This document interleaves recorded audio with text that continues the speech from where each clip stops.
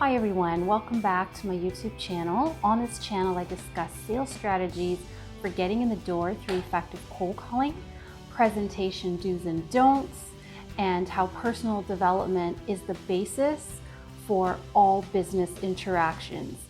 Stay tuned.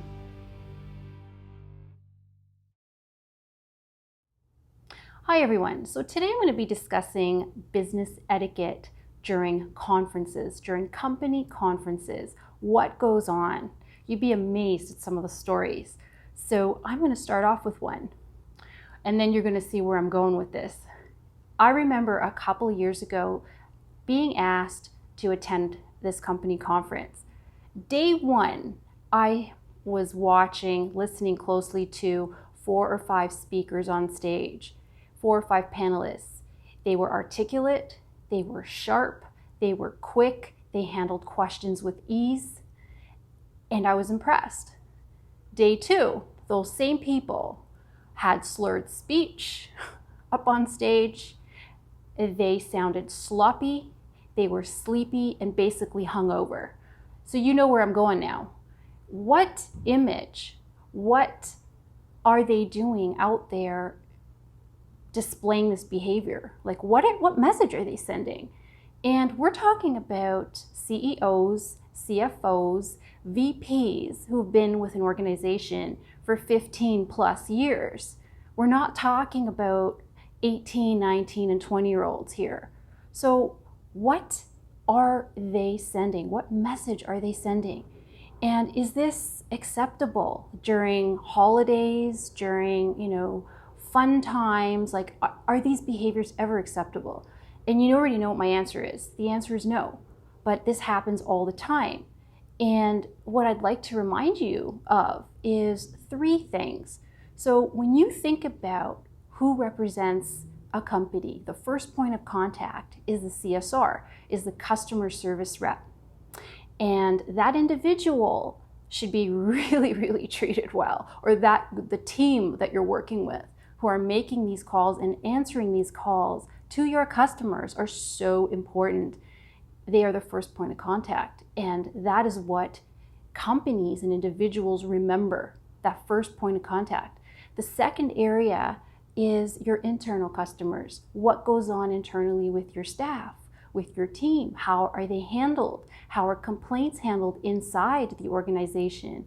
And how are your staff treated? The third point that I'd like to make is at the executive level.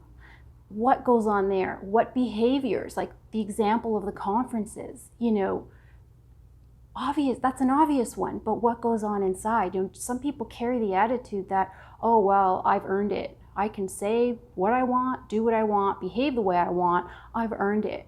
But what message are you sending to your staff, your team, your competitors? What are you really doing by having this attitude? So I find there are 2 people in this world. You've got those individuals at any level who want to learn, grow, develop, and improve. And then you've got those other individuals that are just happy with where they're at, and they feel entitled to just do what they want, behave the way they want, say what they want. And this is a problem. This is a huge problem.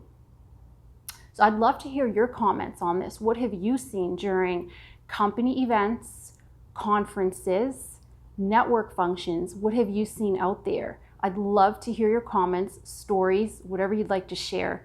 Please share it. I would like to know.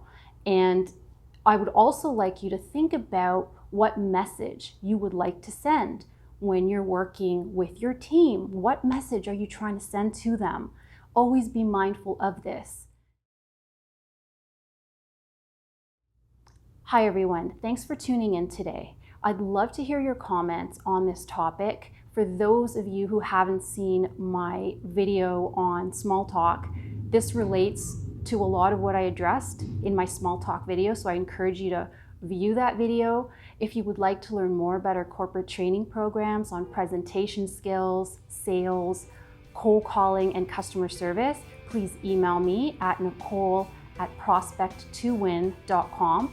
And that's 2, the number 2, win.com. My website is www.prospect2win.com. And please As always, subscribe to my YouTube channel, and I look forward to seeing you on the next video.